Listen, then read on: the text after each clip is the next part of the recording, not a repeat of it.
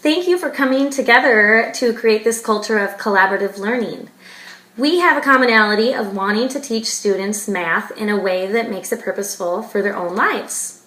The fourth grade team is 3 months in the making with their Ready pilot, and I know that we are looking forward to finding out their learning along the way and how they've seen students engaged in math lessons. As a facilitator of the Learning Lab in Mrs. Feldstuhl's classroom, I would like to quickly go over the norms during the Learning Lab. It's very important that everyone maintains a positive attitude and respect for Anne and as the lab host. Please avoid being a distraction in the classroom. There's no talking to students or other teachers during the observation. You'll find that maybe students know who you are and they'll want to talk to you. It's okay to give them a smile and then maybe meander to a different part of the room. Please save all conversations so everyone can hear these during the debrief. We all want to hear the feedback for the first time during our reflection in the debrief. Maintain silence and don't take it upon yourself to teach students even if you see that they're struggling. Stay close to the actions so you can see and hear what students are doing as learners. Record detailed notes on your form that are aligned to the observation to use during the debrief session that we will have after school. Attached in an email from me, you will find the Learning Lab form. Please look this over and pay close attention to the focus questions and the look-fors. Mrs. Feldstuhl will now talk about the makeup of her classroom and a little bit about how the lesson will go that she'll be teaching. Okay, my classroom is made up of 22 students and there are no ELP students within my classroom.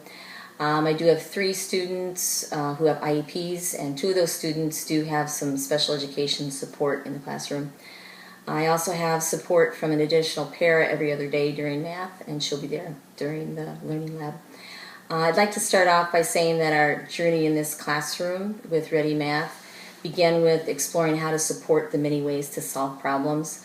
They are exploring how to solve problems using various structures. Several of my students have a difficult time in reading comprehension, so it makes Ready Math challenging for them.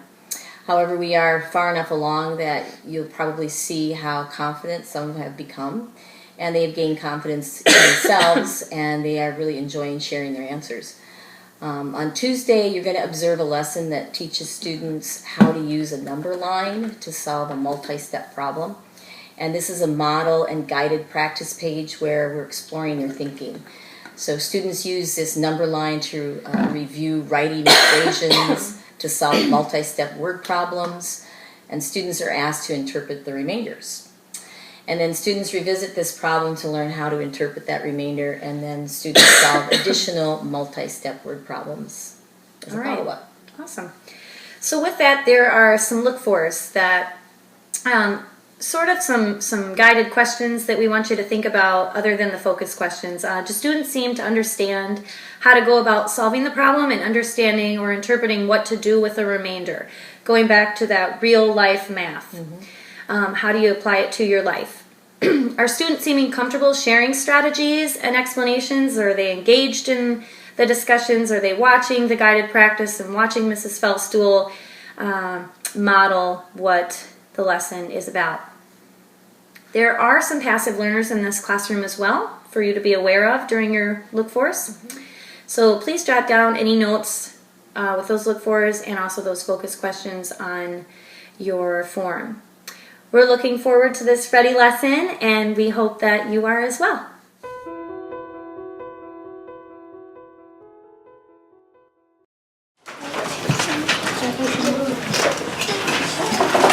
All right, so we started lesson 10 yesterday. And so in lesson 10, we were working on how to figure out what to do with our question.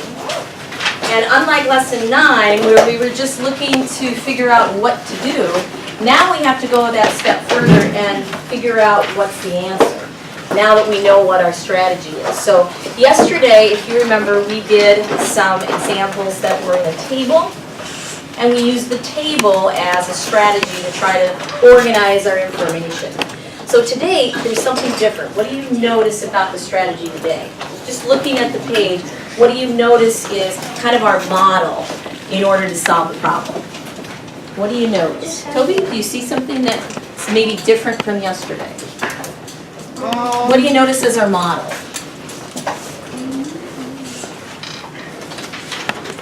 It's a number model? It's a number model, as in a line, right? A line. They use a line. As a number line Yes. opposed to what we were using yesterday. So if you take a look, this also says at this top that we're going to be solving multi-step problems, which means that's, again, more than one step in order to solve it. Volunteer. Could I have somebody read what it is that our problem is going to be, how we can explore different ways? Miss Dennison is packing up the books in her classroom for the summer. Each box holds 9 books. She has 24 math books and 27 science books to pack. How many boxes will she need? Okay, before we go on, I want you to cube it. Go through, and I want you to cube it. I noticed you already got it started. Good for you. Think about what we're going to use, what seems important to you.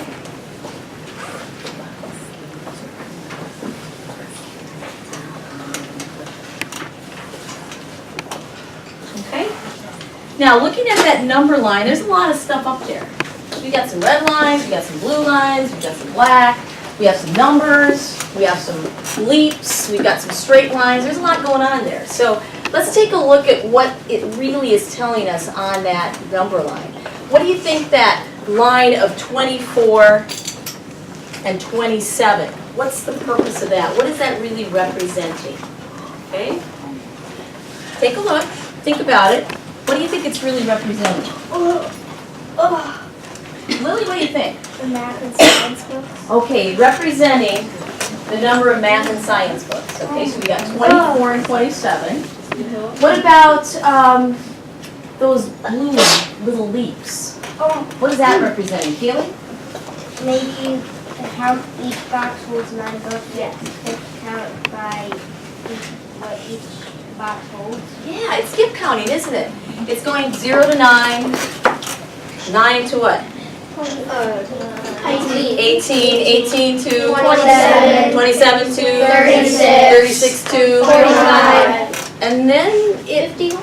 goes to 51, but you notice it's a solid, but then there's this dot, dot, dot, dot. We're going to talk about that in a little bit. So you said skip count. What are we skip counting by? Is that for 9? Is 9? Yeah, they're multiples of 9, aren't they? Skip counting by 9s. All right, so what are all these numbers here at the bottom represent? Those black numbers that are in black. What do they represent? Toby, what do they represent? What do you think? They represent what is going on in there, Okay. and it's kind of like clues from the text, Okay. and like to figure out what's going on, and yeah. Yeah, okay, yeah, I like that. It shows you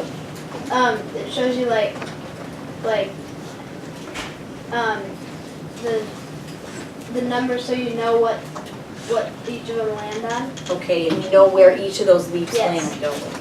So if you look down below where it says the total number of books, Emma, can you read that one for us? The total number of books is shown above the number line, 24 plus 27, and the number line shows jumps of 9 because each box holds books. Okay.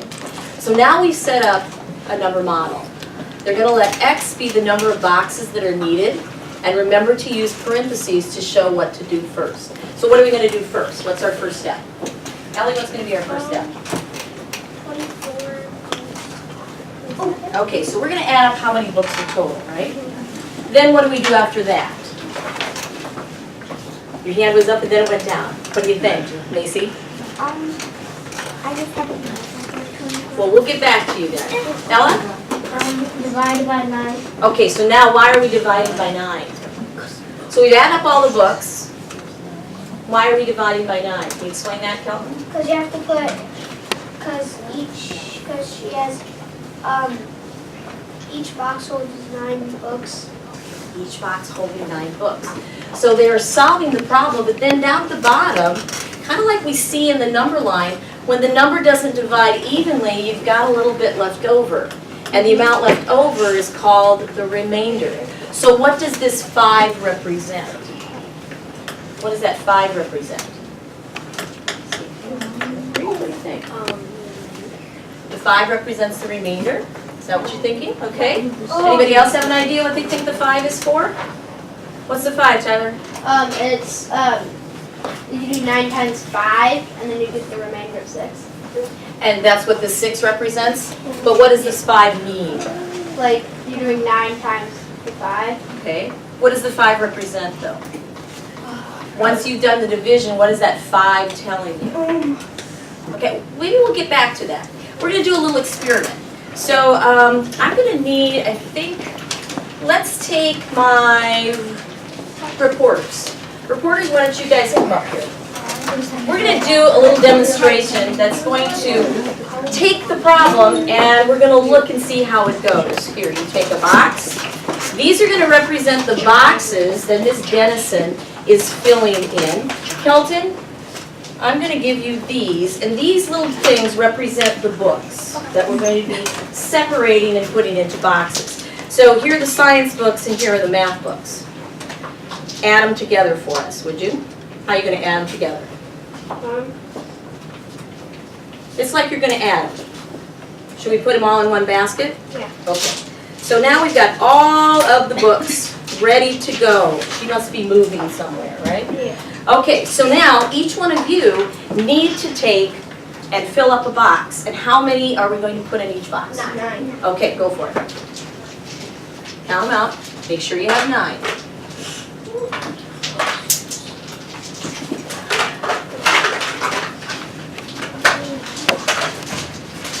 Okay.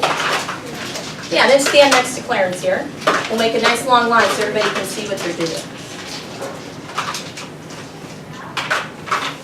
Now double check to make sure you have 9 in there. We're going to pretend that they're supposed to fit perfectly, okay? Okay. So we've got 1, 2 boxes, 3 boxes, 9, 4 boxes, okay, 5 boxes. So we were able to fill up all 5 boxes, which is what this represents, doesn't it? Yeah. Okay? But we've got this guy over here that has something left over. What do you have left over? 5. Make sure you've got 9 boxes. Yeah, you should have a remainder of 6. Yeah.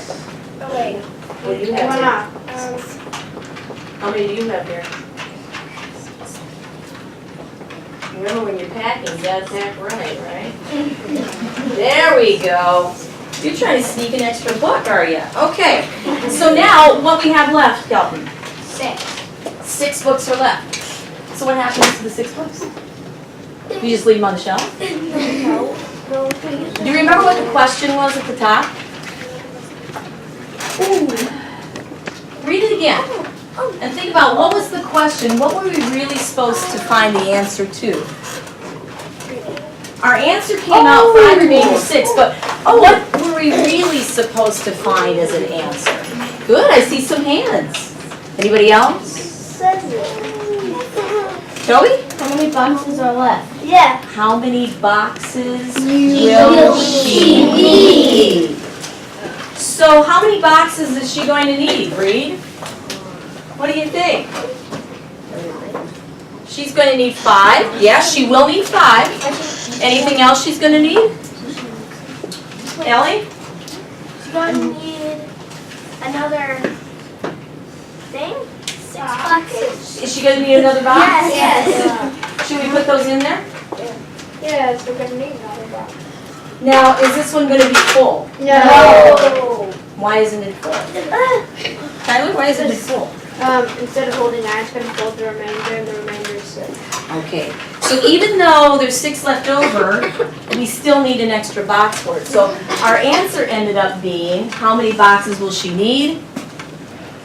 6 boxes. So this is what happens when you have a remainder, kids. Sometimes with a remainder, depending on what the question wants you to do. In this case, it didn't say, you know, how many boxes does she fill up. Would that be a different answer? Yeah. How many complete boxes does she They have? would have had 5. Right, but in this case, the question was, how many will she need? So she's going to need 6 boxes, even though this one box here is not filled. So interpreting the remainder becomes really important. So we're going to practice through this question on the next page. You guys did a great job. Should we give them a hand? Good volunteer. Okay, you collect all the books and put them back into the basket, okay? I'll take those.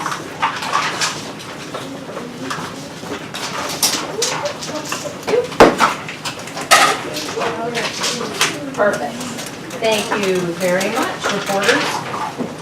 Did they do a good job reporting out? Yeah, they did. Okay, so on the next page, this is where we're going to kind of connect to what we've just done. And hopefully maybe solidify it in our head so that when we come to more difficult problems, we're going to be able to use these strategies and really understand what they want us to explore.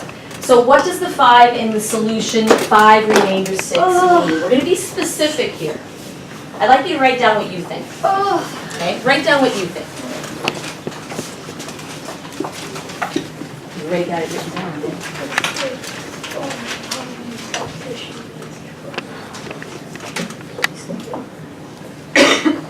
Okay, so what does the 5 represent?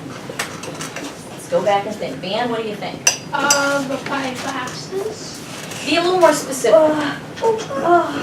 5 boxes. I want you to be just a little more specific. Right?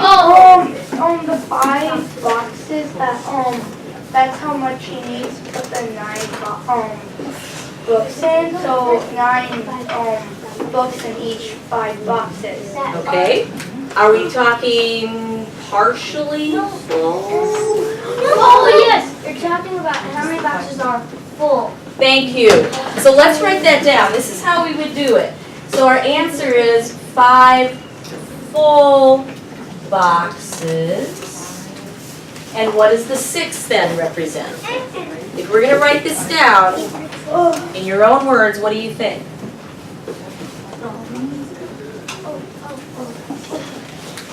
What does the 6 represent? Laura, what do you think? What does that 6 represent? Do you remember? How many she has left over? How many what? How many books? How many books left over? So the 6 means 6 books left over. Okay? I guess I should put that down here. Yeah. That's what it is. Okay. So we have 6 books that are left over, 5 full boxes. Number 3. How many books are left over that do not make a full box? 6. Right, that's what that remainder means. Let's write that down. Is another box needed to hold 6 leftover books? What did we decide? Yes. How many think we needed another extra box? How many think no, we don't need an extra box? All right, most of you put your hand up for yes. Tell me why. Ella, tell me why. Because there would be left over, and there's 5 boxes full of 9 books. And so you might as well just put the 6 books into another box. Because look what it said on the question. Remember, she's moving all of her books, right? She's packing up the books for her classroom for the summer. She's putting them all away, so she's not going to leave 6 just kind of hanging out. She wants to put them in a box as well. So will she need another box? Yes. Yes, she will need another box. So how many boxes does she need then? You should all know this. I should see everybody's hand up on this one. Right, Mrs. Kirkenberg? Right. Everybody's hand. Say it. 6. All right, there's 6 of them. Okay, now, down below for 5 and 6, I'm going to have you do that independently, and then we're going to share within our group and share what we think the answer should be. So let's go over it. Check the solution to the equation. Something boxes times something boxes per box plus something books equal 51 total. Now, there's numbers that we need to put into that to make it an equation. We want it to be an equation here. And then number 6 says, how could you estimate to make sure your answer is reasonable? We're going to talk about that one too. So take a minute or so and see what you think we should make for our number line.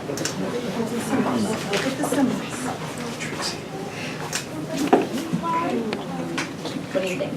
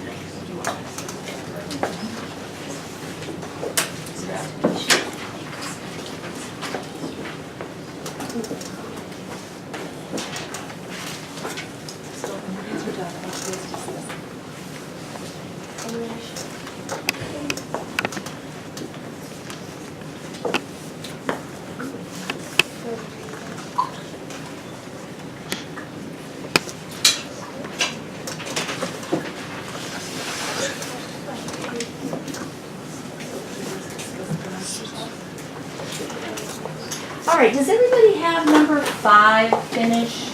As I walk around, it looks like most everybody has 5. I'd like you to share that with your group.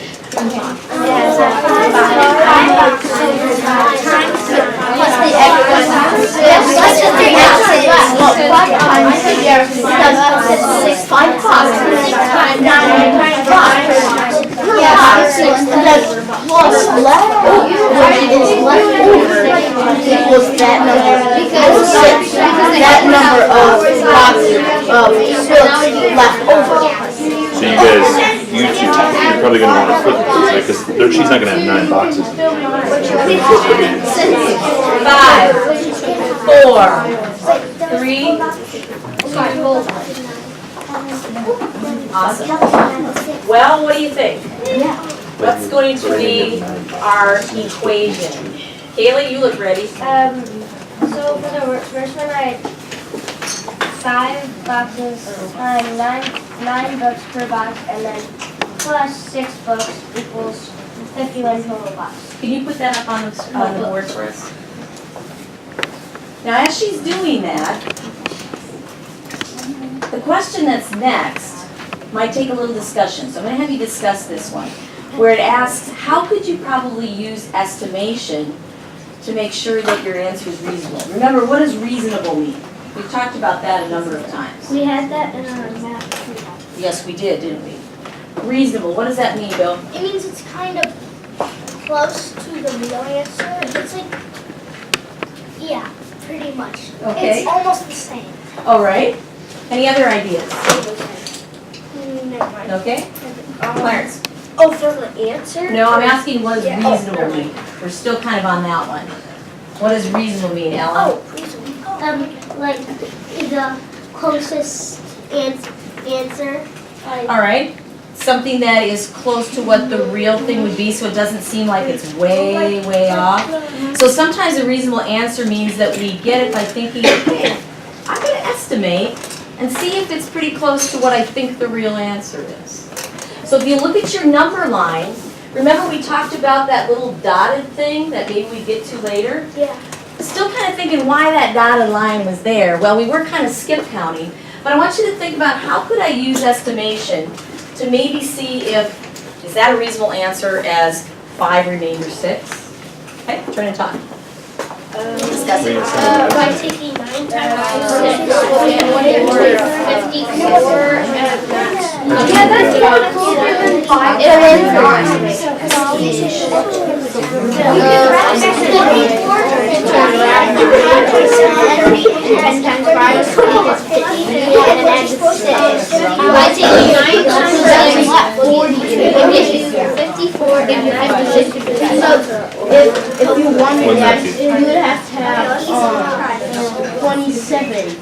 Let me look. Because 27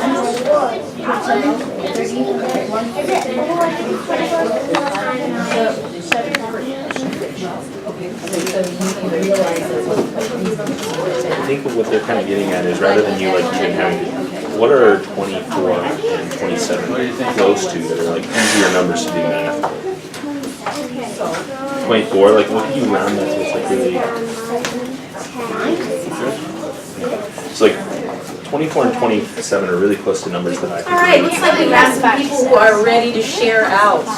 I'd love to hear some of your responses. So let's see how our thinking is going. Let's see what different ideas we can come up with. One thing that I like to hear is your many different ways that you are coming about to solve that problem. We've got a lot of good thinkers in here, so let's share out a few. I'm going to see a few hands. How about somebody from this table over here? I'd like to see at least somebody from each table. Because maybe you came up with a thought that another table probably didn't have. Okay? Kelton, let's start with you at your table. And Ella, if you want to chime in, you just chime in with them. You can round 24 to 20 and 27 to 30 and add, and that's 50. And so 50 and your real answer is supposed to be 51. 50 is really close to 51. That's pretty reasonable, don't you think? That's pretty good thinking. So your answer could be really close by using multiplication facts. All right, what about this table over here? By taking 9 times 6, it'll get you 54, and that's close to 51. Yeah, so it's 5 times 9 equals 45. It's 51 and 54. Yeah, In the ballpark. 54 is, Good word choice. 3 times it, is 3 away from 51, and 45 is 6 away from 51. So 6 times 9 equals 54. So 54 would be the closest answer. I like your explanation. Very nice. Kaylee, what about your table? We did 24 round to 20 and 27 round to 30. We did 20 plus 30 equals 50, and then 50 divided by 10 equals 5. Okay. So your answer was pretty reasonable. How about over here at this table? How about your team? Team Red. Well, we said you could round 9 to 10, and then 10 times 5, which equals 50. Then add the 6 because you have 6 left, which equals 56. Okay. These are all really good examples of how you guys are thinking of reasonable answers. How about this team? the 27 plus 9 would equal 51. But what Kyan was thinking was 24 plus 9. But that would also equal 48. So are you thinking that you're going to add 9 to each one? Yes. Okay. Is there a reason why you think you're going to add 9? Not really. Okay. So should we think about how maybe we could estimate nines, a number of nines, by looking at your number line here? You know, how many different 9s it might take in order to get close? Is that maybe where you're going with that? Kind of. Okay. Last team. So I did 45 plus 5 equals 50, so 50 is close. Oh, I see where you Okay, is that kind of what you were thinking too? No, I was thinking you could skip out by 9 and say that 6 times 9, which equals 54, and the answer is 51, so 6 times 9 is reasonable. I love your explanation. You're clear. You could write that one down for us up here if you'd like. You want to do that for us? Yeah. All right. Use your best handwriting. Yeah. What I learned in 3rd grade is if it's over, like, say it's 51 is what you're supposed to get, and it's good if you say in the 50s, and if you reach 60, like 62, that's like 10 off and over is like not reasonable. Okay, so you think 10 over wouldn't have been quite so reasonable? Yeah. What you're saying? Okay, Ella? Like what you were saying, like if you rounded, yeah, like if you rounded 27 and 24 and added it up, and you got like 70, it wouldn't be that reasonable. Okay. So you're using your skills that you know about your multiplication facts too, of what's reasonable and not reasonable. Good explanations. I like your thinking. There's one more question that we're going to try to answer today, and that's the number 7. Can you read that question for us, please? Explain why the solution to an equation is not always the answer to a problem when there is a remainder. Cool. That's a good question. So when you think about that one, you're going to talk about that one in just a little bit. Explain why the solution to an equation is not always the answer to the problem when there's a remainder. It kind of goes back to what we talked about at the very first part. Okay, turn it on. Talk about that one. Because it's not even, it's not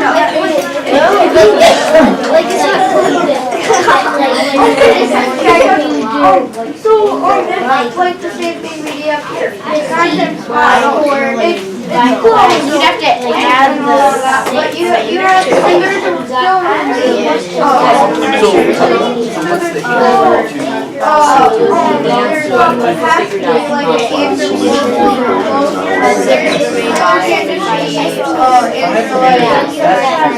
So because it's also and I want to say So the answer to how many folks in 5? Why doesn't it match up? 5 remainder 6. Asking you. Well, because it's you I have think you have I'm not sure if the to estimate is what you're using to make this up. Let me double check this. So I think what you're trying to say is, right, 9 times 6. how many books could you hold in 6 You had 9 boxes? times 5. If they were all full, the brim. What is 6? Other things you could do with So you could, but how many books does she actually have? Okay, so you would think, okay, when you have a remainder, right, you would think that if there was no remainder, the number of books she should have. 5, 4, She should have 54. She has 51. The remainder means like a box. 1. Okay, Does that kind of mathematicians. make sense? What can we say about this last question? It's a tricky thing to talk about. It's kind of hard to explain, like you're saying, Mr. Cook. It can be a little bit hard to explain. But if we think about the question that we had today, and it seemed like a pretty simple question, which it was, but we had to do something with a remainder, and we had to decide what to do with it because of what the question originally was. What do we do with it? So how can we maybe answer this question for all of us? There's only 1, 2, 3 of you, 4 of you.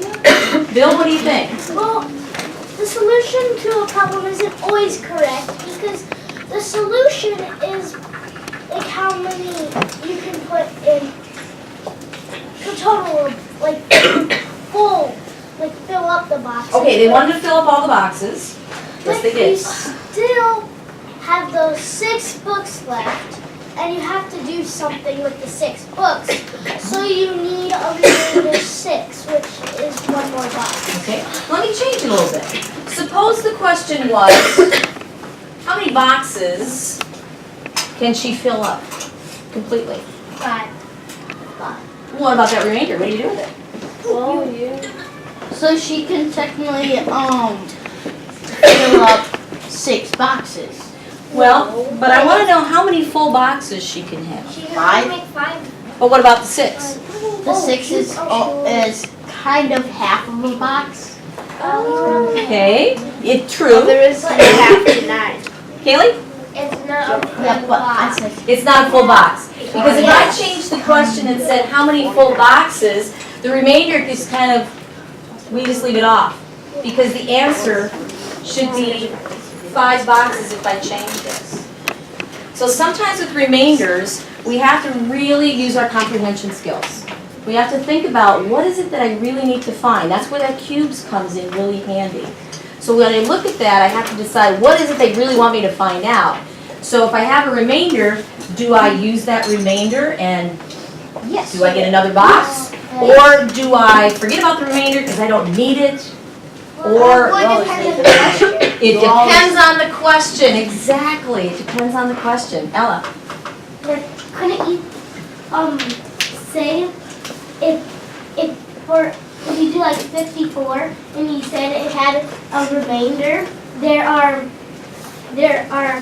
factor pairs for 54 and those, if you have a factor pair that equals 54, then you wouldn't need a remainder for those factor pairs. Because sometimes we don't get a remainder, do we? Sometimes when we divide, it's even. But really paying attention, you guys, when you are reading the question, if there happens to be a remainder, we have to think, what do I have to do with that remainder based on what they want us to know? So we wouldn't just put our answer is 5 remainder 6. That's not the answer, is it? No, because you have to. You got to use your comprehension skills. Yeah. You guys did really, really well today. There's 2 questions at the very bottom I'd like you to do independently, and we'll go over those tomorrow. Those 2 questions have to do with, again, setting up a good equation and deciding what steps do I need to take to solve that problem. And then tomorrow we'll talk about those 2 questions.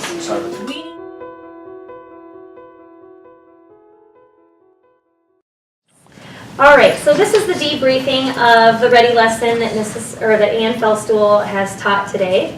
Just a brief overview here. We will have 4 rounds. Round 1 is a what did you see round. Round 2, what was the impact on student learning. Round 3 is where you get a chance to ask reflective questions. Round 4 is next steps and moving forward in your own classrooms. So let's talk about round 1. What did you see? This is where everything is very non-judgmental. It's a whip around. It's anybody can start. It doesn't have to be left to right.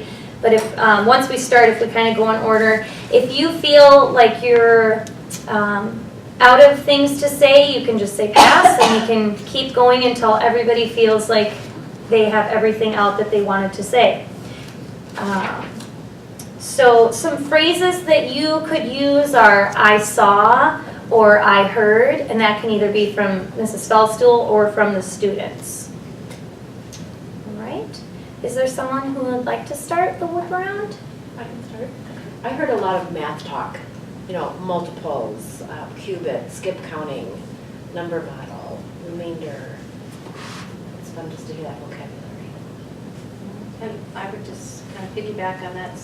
I heard Ann say cube strategy, qubit, and the kids know exactly what to do because that was a familiar phrase for them.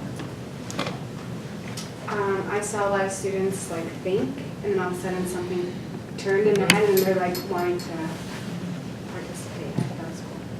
I heard the option for core responses for students that maybe were passive learners, then they can kind of add it in. I heard lots of questioning from Ann to guide them to the answer. So a lot of kids being patient when not only was Ann explaining something, but other kids were explaining. They may have known, but they were patient with each other. I heard you ask, what model do you see and how is it different than you used yesterday? And I saw with the skip counting in their book, a lot of kids referring back to it. Every time you'd say something about skip counting with certain numbers, they'd go back and look. Go back to you.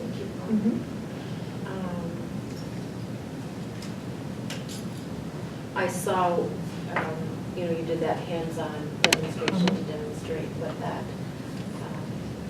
remainder, because we have not taught that yet. So that made a lot of sense for the kids. Yeah, that made an impression on me as well because I haven't taught this lesson yet, So the visuals that Ann used, You can hey, that borrow makes, if you want. yeah, that makes really good sense, and it just was making that connection because it was a little worrisome knowing that, okay, we haven't taught division yet in 4th grade, but she made it so real and that the kids grasp it. The visual was excellent, so yes, I would be borrowing. I heard a lot of asking the students, like, what does this represent, or what does 27 mean? I saw 2 signs, your materials you need for the day, and then I am listening with attention on the TV, which was just a nice incorporation of guidance and organization, just things that we can. We refer to that a lot. I saw. Notice it's in bright pink. The only one that was. I saw many opportunities for turn and talk. I saw a lot of kids engaged in the conversations with their partners about hearing what one person would say and then either, or we could do this, or, yeah, I understand what you're saying, that the kids were willing to discuss with their neighbors as opposed to just let one person share their thoughts. I saw your friendly smile, which encouraged others to participate, but then also recognized the kids for their answers and willingness. I saw when you gave opportunities for the groups to talk to each other, you came out and interacted with the groups and then went back to whatever was going on in the big screen. All right, so this will be our 3rd time, so if you still have something to say, feel free. Otherwise, you can just say pass. Okay. I have written down here 4 times where I know one student said he figured out something about clues from the text, and then you kept reminding the kids, let's refer back to the question, what are we trying to find an answer to? You know, we need to pay attention when we're reading that question. We have to use our comprehension skills, and I think we found that's a big thing in Ready Math.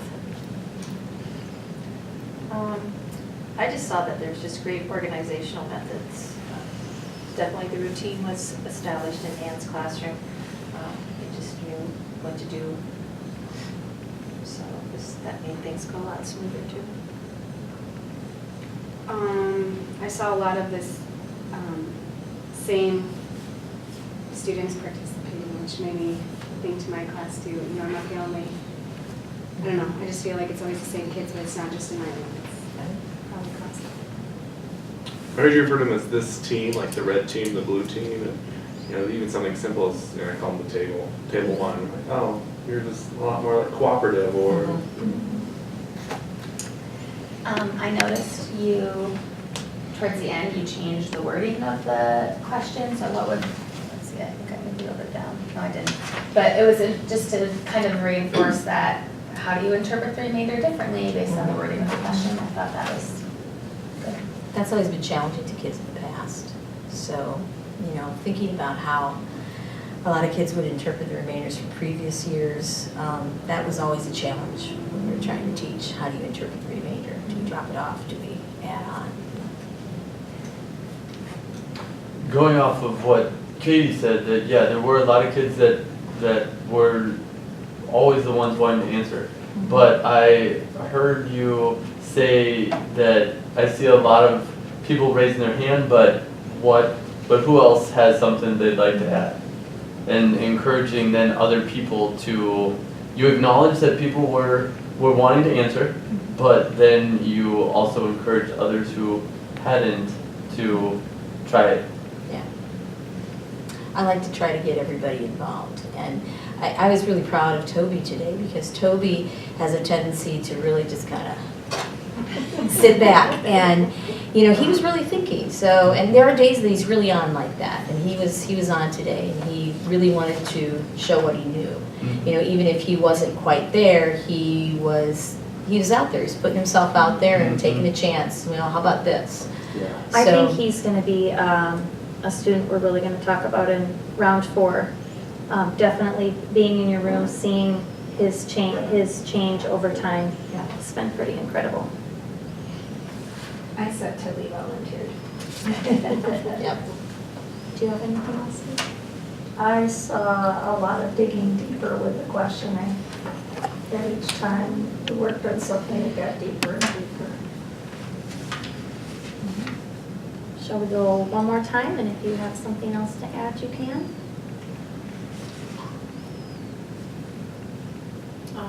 I saw kids just piggyback off of each other's explanations.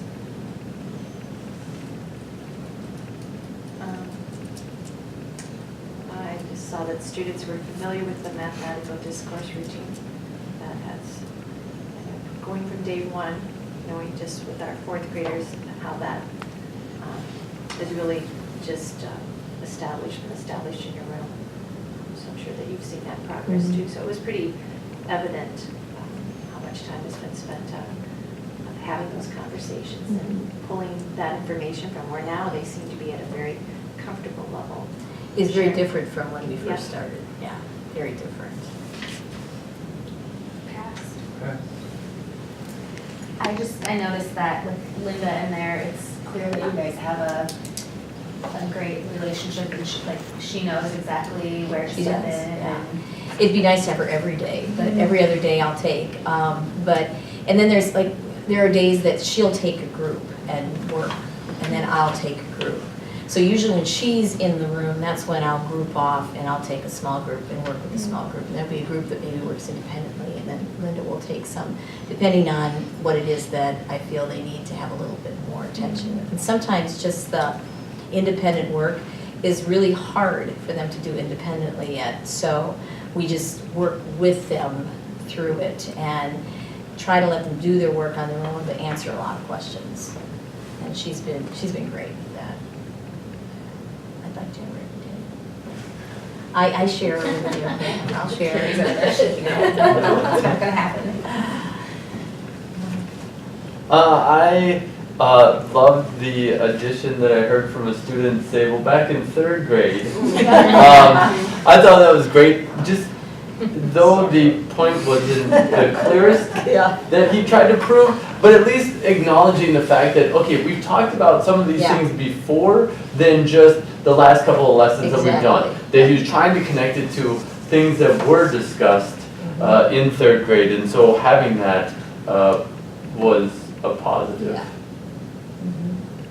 I saw that when kids had the opportunity to share with their team and come back to the whole group, if they didn't feel comfortable sharing their own idea, they said, my team came up with this, so they were able to participate and feel like they know the answer. All right, so if I were to summarize all of that into some themes, I would say team is a big one, and collaboration is huge in Anne's room. Kids working together, nobody is feeling like they're being called out. There's lots of kids feeding off of each other, the choral responses, Anne's modeling, kids getting to talk, and some of the same kids raising their hand, but also those different opportunities where other students are shining. Like the, I know you didn't use this term, but I know it is what a couple of you meant, the reporters from each table. Another theme was the math vocabulary, the big math talk, the language, talking about representing, remainders, talking about cubes, qubit, thinking about those terms, having those signs on the TV. That was really a big one that you talked about in the whip around. Different models of doing things, so I think this is probably why you all were interested in coming today, is seeing what Ready was really like, and I'm seeing that theme come out. I think you're, without telling Anne, she did an amazing job in the whip around, which we're just supposed to say I saw, I heard, but that's really coming out as I think what you're really liking about Ready so far, and it's the modeling and the student engagement was a big theme that really came out, and Anne's friendly smile, of course. But another theme that I heard you talk about in the whip around was the comprehension piece. So referring back to the question often, you know, we're getting off into a different, maybe journey with this question. Let's bring it back to the question, what is it asking? And then, yeah, like you said, Jackie, changing up the question in the end. What if it were like this? One other thing that I would include in going back to that team is not just students, but Anne and the students, and then paras and the students, to include John and Cheryl Klein also, besides Linda. I think overall a huge theme was that this Ready lesson really got students thinking deeper. I think that's Took a what basic these lessons multiplication usually do. fact Yeah. and really dissected it.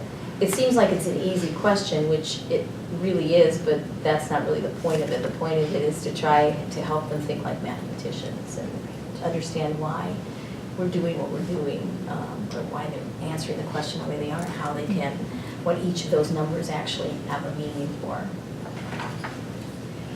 So in round 2, based on your observations, now we want to think about what is the impact on student learning. So now you're going to make inferences based on your observations and your background knowledge of the lesson. This is also done as a whip around, so each person has an opportunity to make a comment that you can pass. This is not a question. You're just stating something. There isn't any feedback. It's just, it'll be hard not to comment, but it's just a whip around. You are making a statement on your inferences between your observations, your background knowledge of the lesson, which is maybe easier for 4th grade teachers. I know I've already heard you say like, oh, in Anne's lesson, I plan to do this. I haven't taught that lesson yet. So based on your observations, what was the impact on student learning? So a phrase you could use is, I noticed. Does someone different want to start this time? Or Carrie can start. Okay. I noticed that using the different, you went from the number line in the book to modeling on the camera, then all of a sudden using the little trays and the cubes for the kids that weren't understanding it one way, they could see it a different way modeled to bring that understanding back to them so that we could understand. I noticed the different modalities of learning being used in different ways. Some were verbal, some were action responses, getting up and actually doing, and that was really, really fun to see with all different modalities could be used. I saw or heard, I guess, that students are becoming more specific, or they're elaborating more on their answers. Instead of just giving the answer, like a couple of them said because, or they would add to their response. I noticed just the increased usage of math vocabulary. Just having the equation expression up on the posters, but just the word reasonable and defining that. But yeah, there's just a lot of math vocabulary being utilized.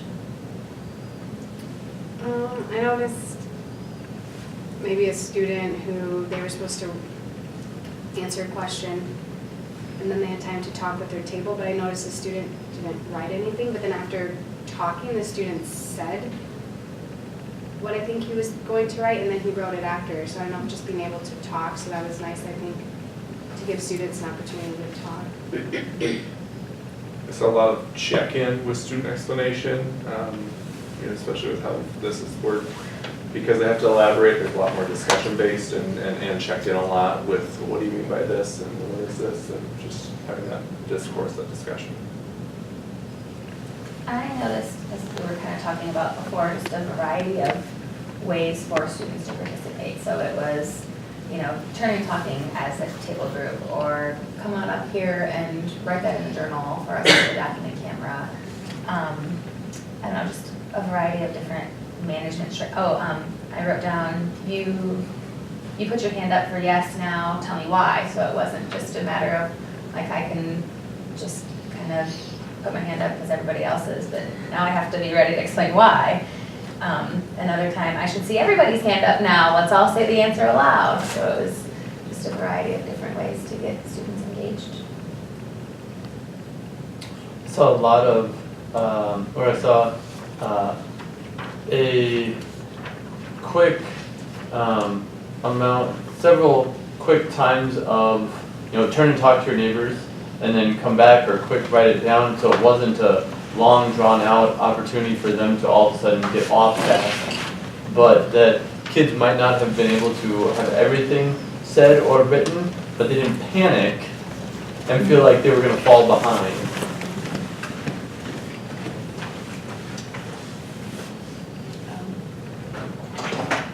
I noticed that when they were talking, coming up with their answers, the answers were not to explain their thinking. It was evident that there had been a lot of modeling and a lot of teaching prior to this that had taken place to get into where they are now. I noticed the pacing as well, especially the one student that you asked to go up and write. A lot of times I think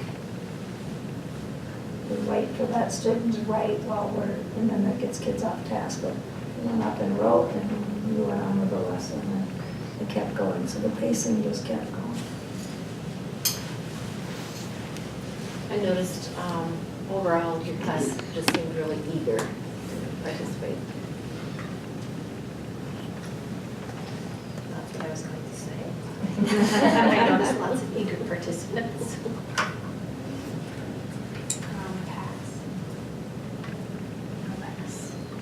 I saw kids being patient with one another, kids that maybe understood this skill were patient with those who did not understand it as well, and kids who did not understand it well were patient in, let me listen to what other people are saying, and maybe that will help me understand it, as opposed to quickly, I don't get it.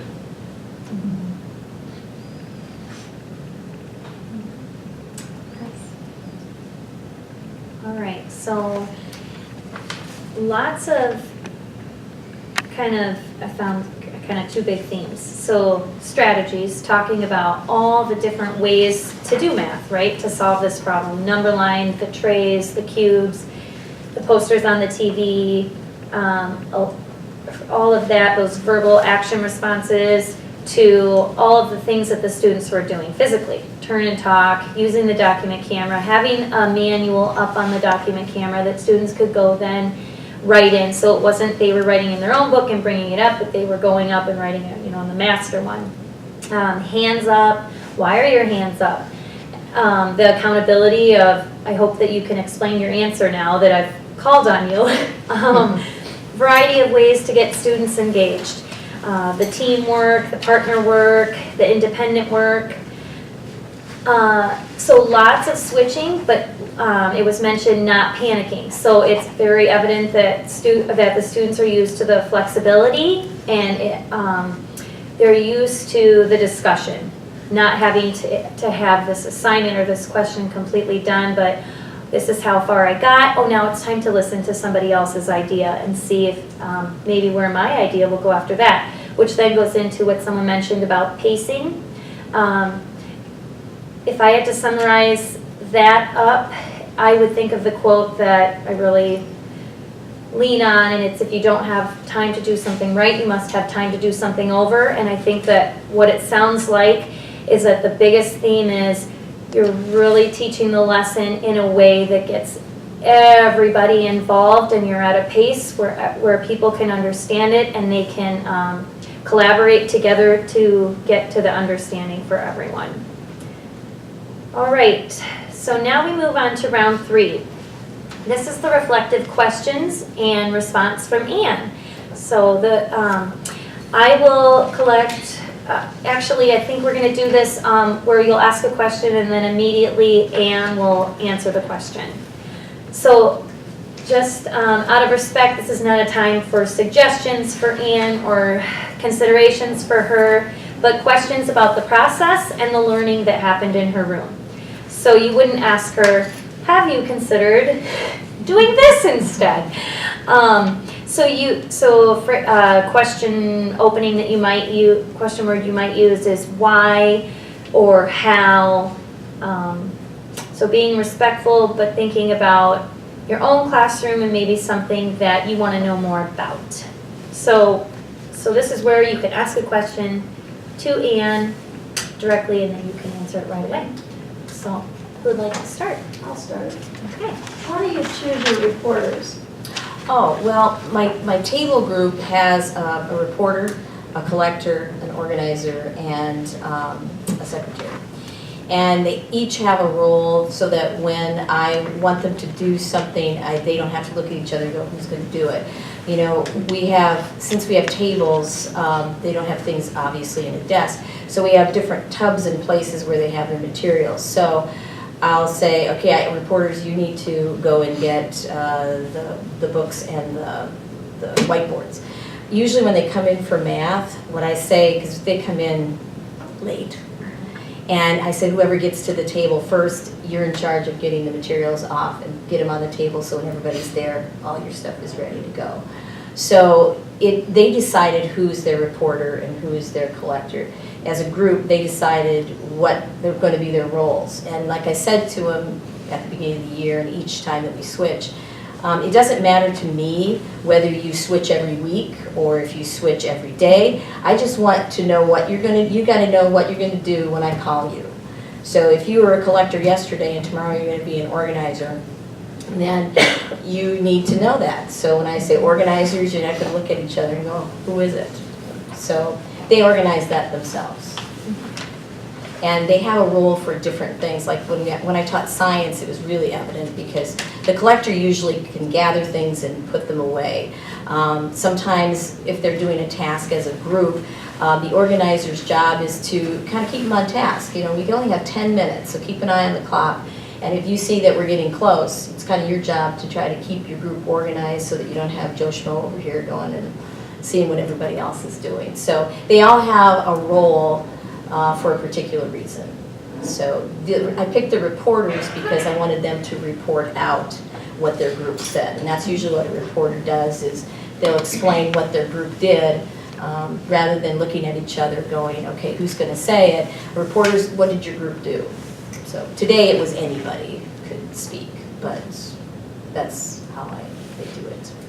They pick themselves. So I know last year, fourth grade introduced the CUBE strategy to us. Is that also taught in Ready Math, or is that just the strategy you carried over? That's the strategy we carried over. They kind of do something similar to that. They don't call it cubes. We did that in our first 30 days of math. So actually it wasn't 30, it was what, 20 days? I don't know what it was, but we decided as a fourth grade team what things we wanted to cover before we even started math. So we went through the cubes. That was a big thing we focused on. We got started on multiplication facts right away, getting going on those. So there were a few things, math, some of the practices, the mathematical practices. So there were some things that we as a team, as all fourth grade teachers, decided we're going to do this in the first 30 days. So that we kind of have, I guess, kind of front-loaded them for what would be coming along. And since this was new to us, you know, we didn't know if it was really taught anywhere specifically or not, so. Just a question about like the structure of Ready Math. So today was like day one of the lesson? Day two. Day two of the lesson. So is it okay to ask like what was covered yesterday? It was a different, let me back up to what lesson 9 was. Lesson 9, I think there were like 5 days of lesson 9. And lesson 9 was figuring out what strategy to use. In other words, how to set up the problem with parentheses and so forth. But we didn't solve anything. In lesson 10, you take those skills that they learned in 9, and now we're trying to solve the problem and figuring out what the answer is supposed to be. And so yesterday, it was very similar to what we did this today, but it was a different model. There was a table, and there was, I think it was like the blocks. There was kind of a block, you know what I'm talking about, block model. And then today was taking another way to figure out how to solve a problem by using a number line. So they've given us different models to show and teach that might help those that didn't get it. I don't get the table kind of thing, but I do understand the number line. So different strategies on how to go about setting up your problem to solve it. So it was quite similar to yesterday's, but today had to do with a remainder. Yesterday didn't have any remainders. So this one had to do with, now we've got a remainder, what do we do with it? Okay, cool, thanks. Was the using the boxes and the blocks part of the lesson, or is that something additionally you brought in?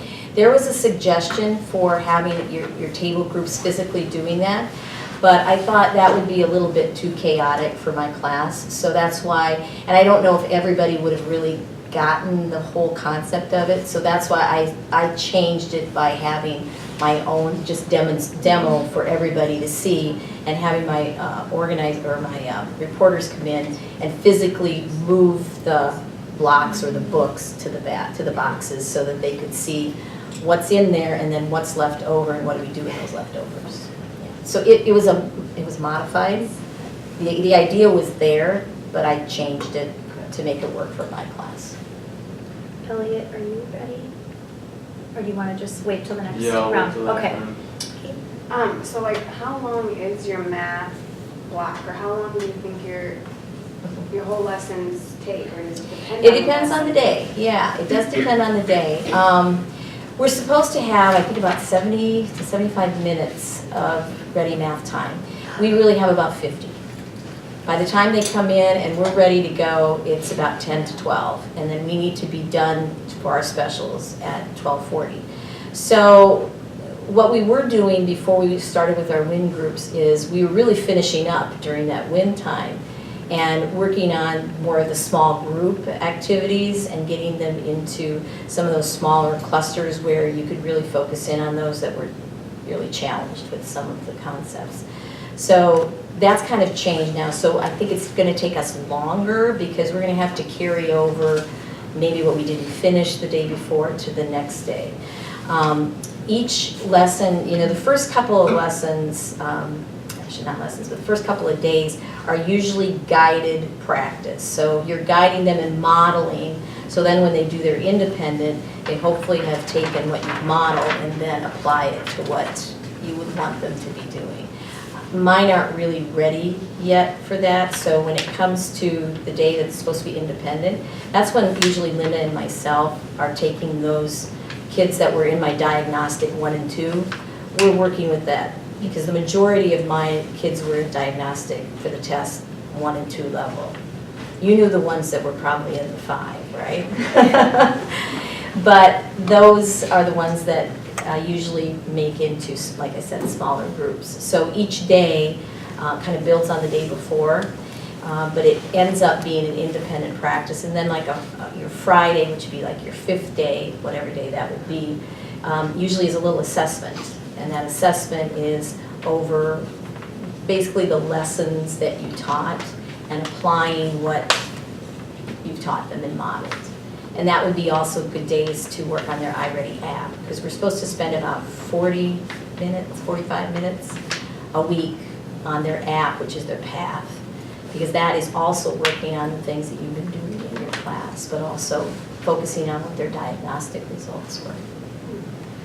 So yeah, it does vary kind of from day to day, but usually those first 2 days are pretty similar, where we spend pretty much most of that time together discussing at this point so far anyway.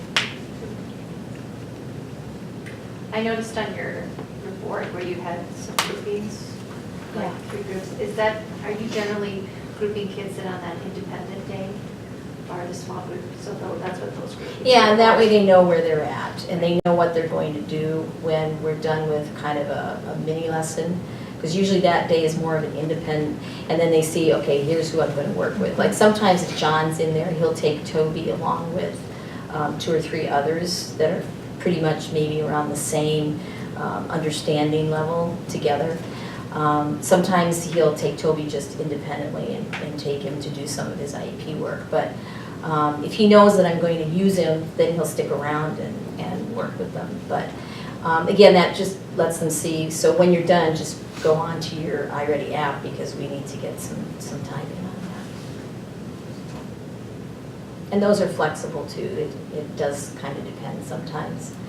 Sometimes I need to work with some of them, and sometimes I want Linda to work with them. Or if there was conflicts that some of the groups had together, I'll move some of them around so that I'll take some of those that maybe had some conflicts with each other the day before. I'm wondering, since Ready Math involves so much more than just, computation, it's really stretching their thinking. How have you noticed your students, like their growth or their improvement in answering questions? Major, yes. They would look at me with really big eyes the first, I would say the first month. But then they started getting kind of pumped about it, kind of getting excited about different questions, or, they heard, people like, Clarence is always so excited. You need kids like that in order to get the other ones going, yeah, that sounds like fun, okay, I'm gonna do that too. And I think the idea that they have an opportunity to just talk about it, I think is really important, because I have told them, you're mathematicians, so we need to talk like mathematicians. So let's use the terms that we're learning. And so many times now I hear, instead of, oh, the number you're multiplying, oh, it's a factor. They'll be using factors, or like skip counting, like Kaylee said today. I noticed that you're skip counting, rather than saying, well, they're going by nines. She's using some of those terms, and they pick those up, and they've been using like that math talk, as you said before, a lot more than they did before. And they really enjoy talking about it. So they have a license to talk rather than no talking. But I think their thought process has improved. And even the ones that are more passive, when you talk to them on an individual basis, they're actually also using some of that math talk too. So even though they might not be comfortable in a whole group setting, in a smaller group, they do come out with some of that same math talk. What do you do if a child is really off base? Oh, like when they're answering their question? Well, I probably would say something like, okay, does anybody else have an idea? Thank you for sharing. And that does happen, but I like to see that they put themselves out there to even say something. There's plenty of them that would not say anything because they're worried they might be wrong. And so, when it's math talk, you could be right, you could be wrong, you could be in between. Thanks for sharing. And, it might stem somebody go, oh yeah, but you know what? I thought of it this way. And I've seen more growth that way, where we had a lesson on patterns. You were there for our patterns one. Can I interject Yeah, something go for without using any student names, which I think I started today, so sorry about that. Oh, and I've been using them too. Well, sorry. I think because I started. But thinking about, like on the pre-brief video, those passive learners, I think it's common sometimes for them to kind of go on those tangents or ask those questions. And I noticed in the pattern there were a couple of those, and you really I saw that you did a fine job of just kind of redirecting them back to the center. Mm-hmm. Yeah, that does help them, and then they feel comfortable that, oh, okay, I was kind of right. Yeah, right. That's kind of right. Right. It's not like, I'm never going to say that Right. word again. So they feel like anything they say is going to be listened to, and then we'll learn from what they said, or they'll learn from what they said, and hopefully, get something a little more straight where they might have been a little bit skewed. Yeah.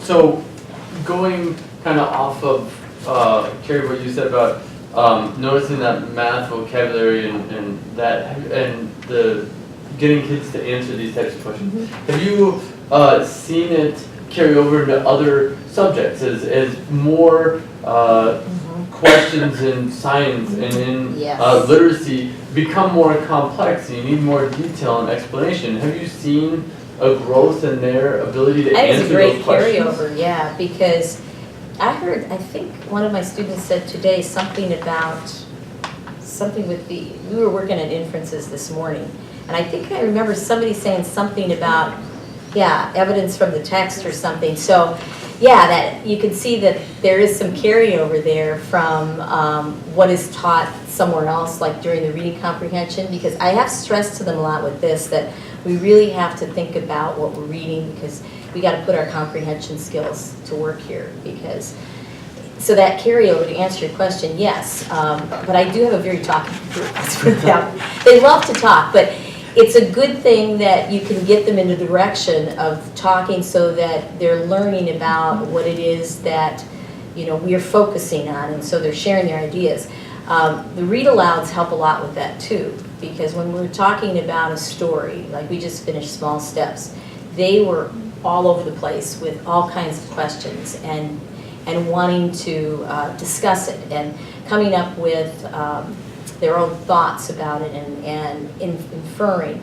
And so when it comes to math, I think they kind of in that mode of discussion so that they're able to carry over into math and then math back into the other. So I think it is, to answer your question, it's a carryover, and I think what we're doing in math helps a lot. You know, because they did have to do some real comprehension. Not necessarily today, there was some, yes, but we've had some where, oh my goodness, that is hard. Oh my gosh. So yeah, I think it's been good for reading, I think it's good for writing, and I think it's good for math. It's kind of all goes together well. As you probably experienced yourself. Yeah. Yep. So, what? That's another one. All right. So how? I'm making up for my first round.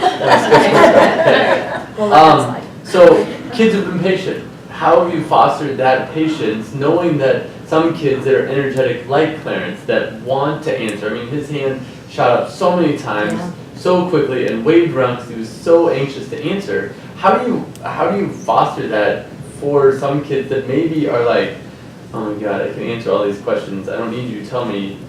I don't need this discussion. Yeah. I can just do it myself. Well, you know, sometimes it is like that, where they get very impatient. You know, and I want them to remember that, okay, we've got a speaker here, so we need to give them the respect of what they have to say.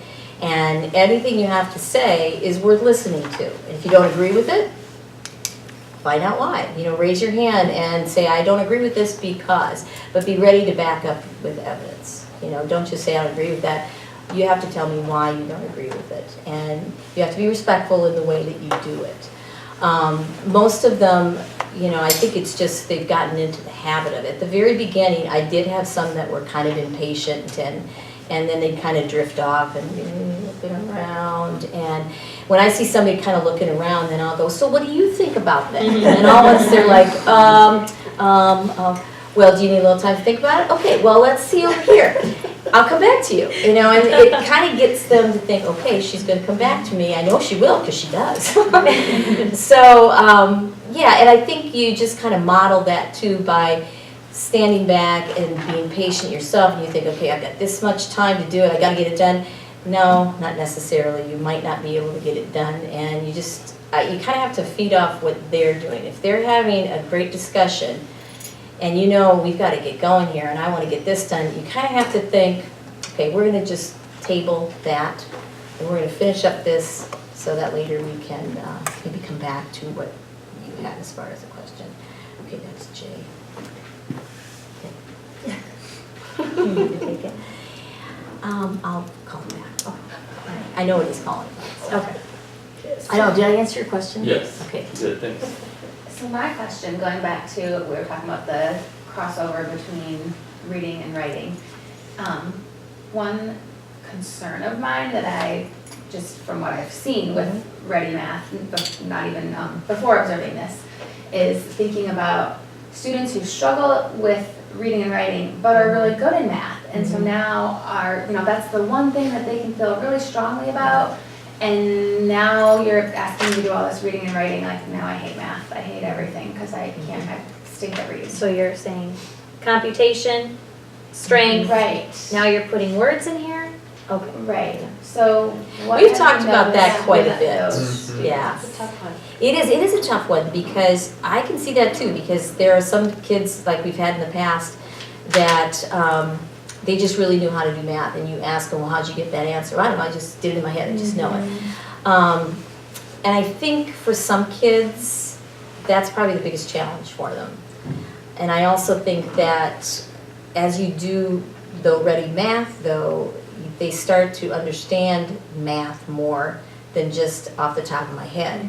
And I think it can also help increase their comprehension skills as well, because they see that, well, I don't just need to comprehend in reading, I guess I need to comprehend in math too, don't I? I need to comprehend in social studies and science as well.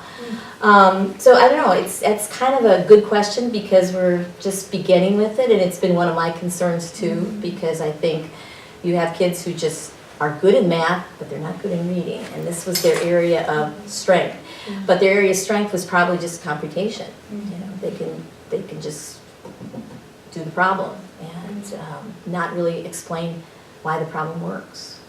And I'm wondering, maybe you can maybe shed some light on this. If so with some of those kids, you know, maybe when you have these 2 days of lessons of all this guided practice and all these discussions together as a table group, and maybe that is exactly what they need, that's helping, you know, giving them the support that they need. Well, I think it does help foster the support for them to do it independently.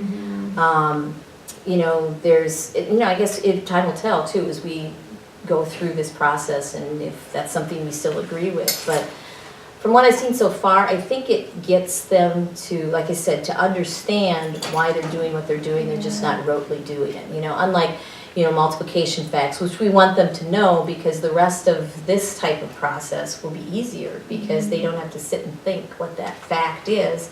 They know it, and so they can really apply and things start to make sense.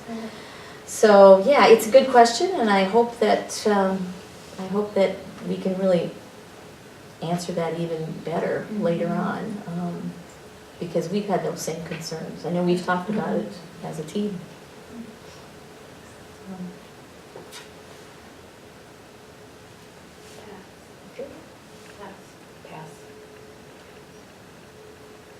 How does WIN fit in the scheme of things?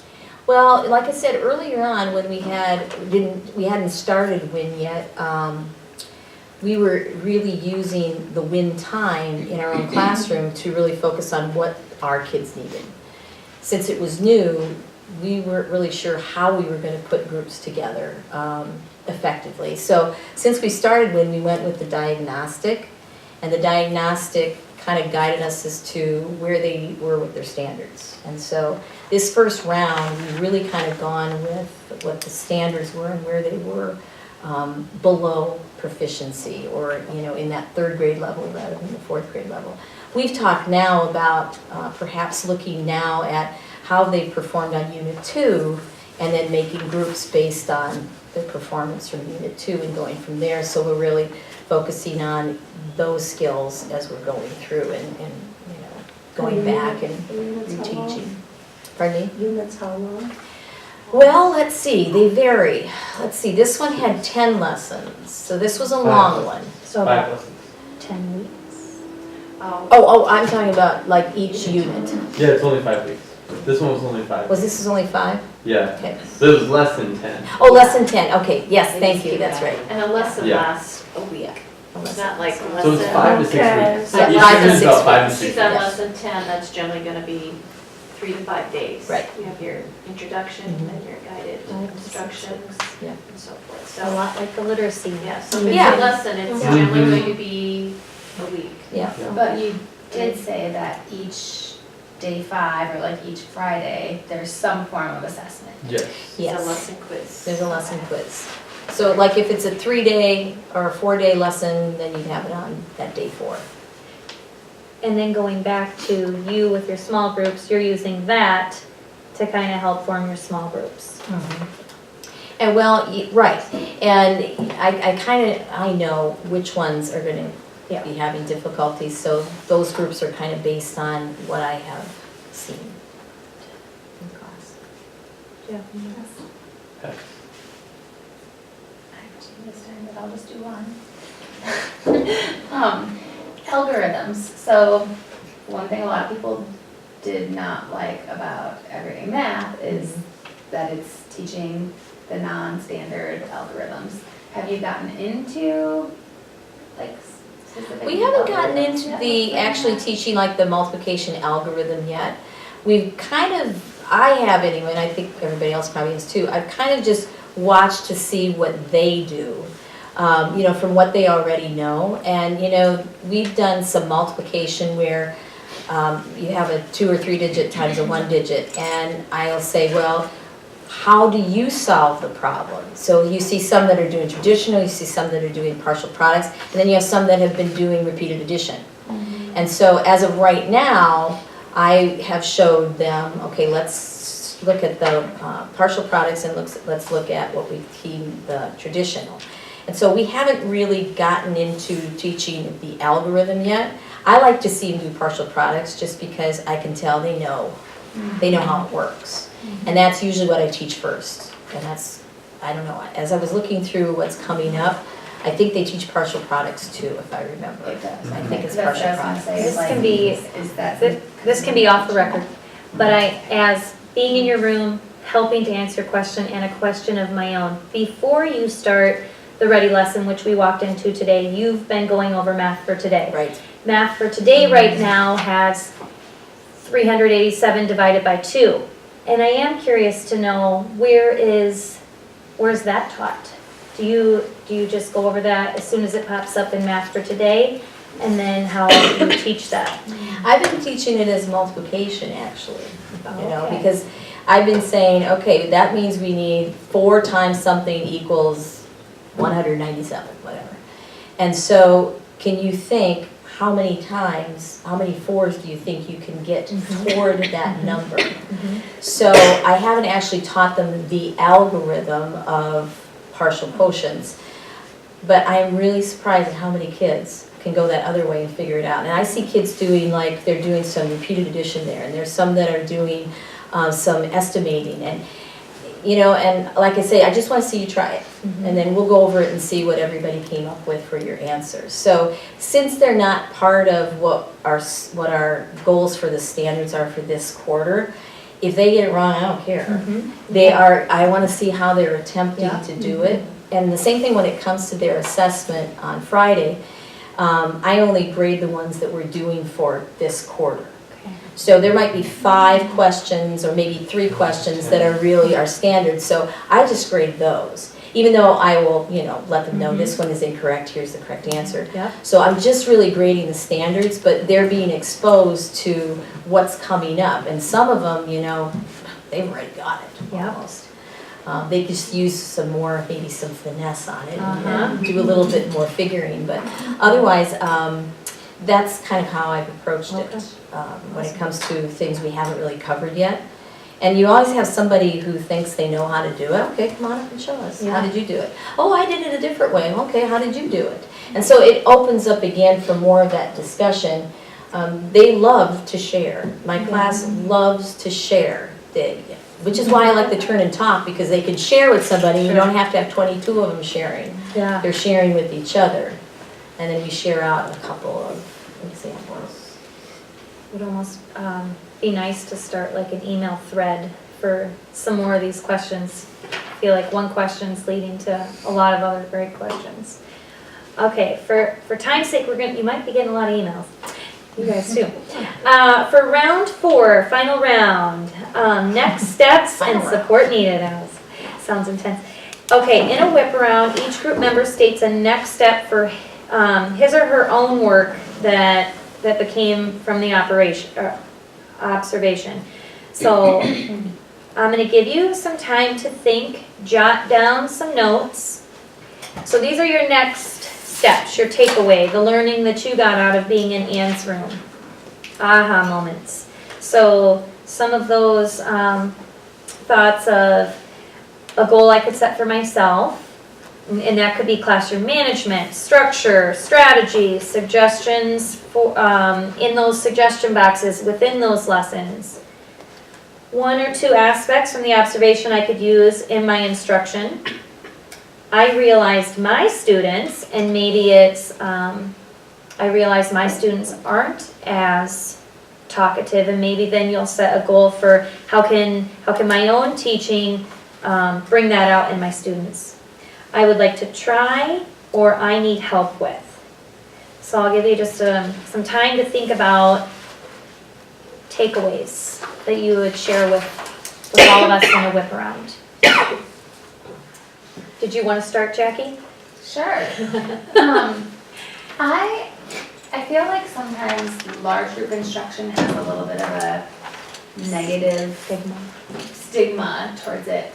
Right, but after seeing your lesson today, I actually think I might start doing more large group instruction to encourage to just more of the turn and talk, and even really for your struggling students to have more opportunities to participate and that sort of thing. So yeah, actually that has me thinking. It does develop like a classroom camaraderie as well, that I think is important, because if they think we're a team Feldstool, and we have to support each other.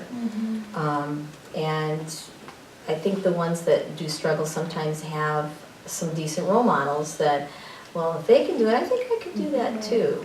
I like their answer, and it is kind of amazing to see the ones that really hold back when they hear somebody else that triggers something in their head that they've made a connection, and so that connection helps them to communicate better. And I think the communication skills that maybe we don't necessarily teach as much as we used to can be a part of those conversations that you're doing with your math, or even in your reading, like when you're discussing your read aloud, or you're discussing a story that somebody has shared.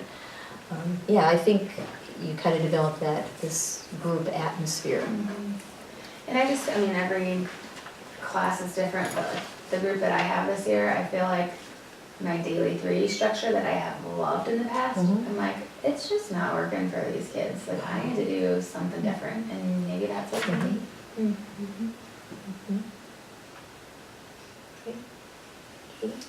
I'd like to try the secretary, collector, recorder, and Is a secretary, a reporter, organizer. Yeah.